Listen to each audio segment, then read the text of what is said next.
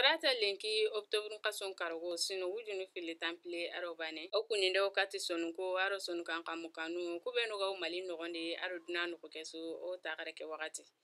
tobaro benu ga kite kunya faike jamane kuranu hunga da furu campinto nakati be kita kendo woten kibare kubenu ga kawana sugandi ndenya yirigi sineke kendo baccalauréat serandare nga njabinu nga kite baccalauréat serandare njabinu mbugu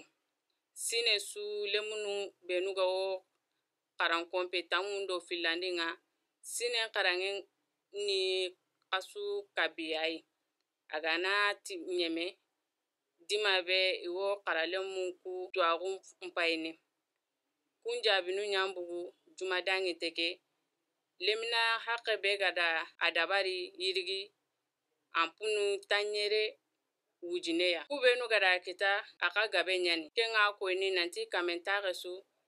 tanjike arosuru kabe kunyana serandare ke kita jamane nyimankenda ko nanti ku sino taminogondi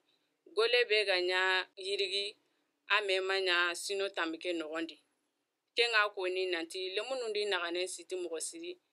ado karamundanu kada igole nyam kubenu gan kawana vote yirigi sineke 2021 ke na fatanfansi nya kungolun jope kubenu ga ware sugandindu ku golun kibarunga jumadangi teke ira kaitinu kini ministringa kenga ni woten kaitununga kenga ko ni na saga en jope woten darunga na wutu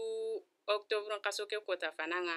nandaga wara decembre kasoke tanjikendo bane mali nogon suri ado ambassade nu do consulat nu suya golukuni na woteranu ku yilla antaguranga kubenu ga antagi tagura kasunga ado kubenu ga fati na kumbagari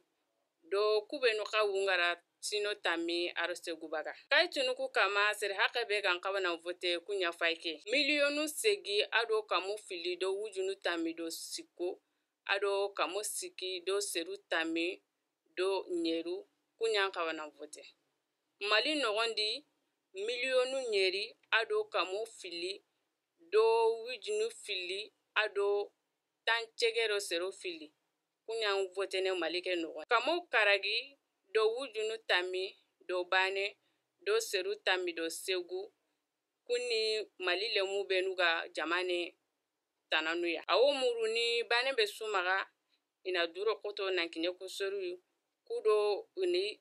wotera kurumbanu sugandi ado wa murunu politikin serun kamaga inu demake gole kudo sahaban kite gole keya owana bugunonga jamane kuranu nda furu campinte kita jumadangi teke octobre katoke kota fana fura campinto nyankara ke be togonga ni modibo keta fura campinto nagati yankanonga gajange nga nyanati kubenuya ega otini helicopter jamane tangande do kuranu kaso ministri colonel Sadio Kamara yani igemu furu campinto ku giri do erisun jamane nyai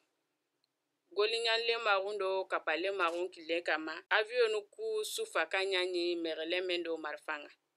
ministri Sadio ti fura campinto ku su